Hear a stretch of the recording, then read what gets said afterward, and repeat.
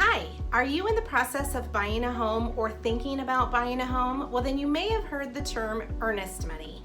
Well, today we're going to talk about what is earnest money, when is it needed, why is it important, how much is customary, and do you get it back?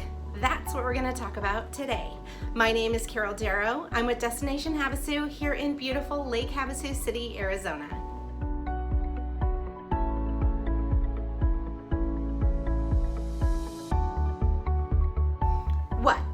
What is earnest money?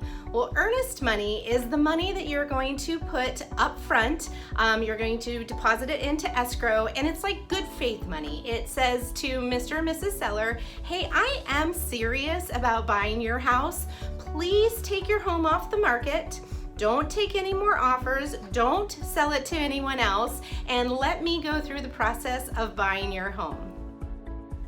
When is earnest money needed? Well, earnest money will be needed immediately after your purchase offer is accepted by the seller.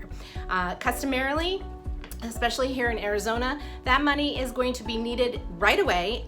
We're going to either do a cashier's check or a wire to the escrow company, and they are going to cash that check right away and then hold on to it till the end of escrow. How much earnest money is needed when you're purchasing a house? Well, it's really going to depend on the price of the home that you're making an offer on and the activity of the market. So if you are purchasing a home that is $200,000, the earnest money is going to be a lot different than if you are purchasing a home for $1 million. It's really kind of relevant with the price of the house. It's also going to depend on the activity in the market. If you are in a really hot market and homes are selling really quickly, then you're going to want to put a little bigger earnest money down to make your offer more appealing than the next and to really show the seller that you're serious. So this is what you really want to know. Do I get it back? And the answer is yes and no. So it really depends on the contract. When you write a contract, there are contingencies on the contract. So there are 3 major contingencies that your earnest money will depend on. The first one is the inspection period or the due diligence period. Then there's the financing contingency, and then there's the appraisal contingency. And we're going to go over those in depth. So the inspection contingency or the due diligence is the customary 10 days, or you can make it longer, that you have to inspect the house. We have a video on that goes over in depth everything that you need to know about that period. However, if you find something in that time frame that is a deal breaker and you cancel within that time frame, yes, you get your earnest money back.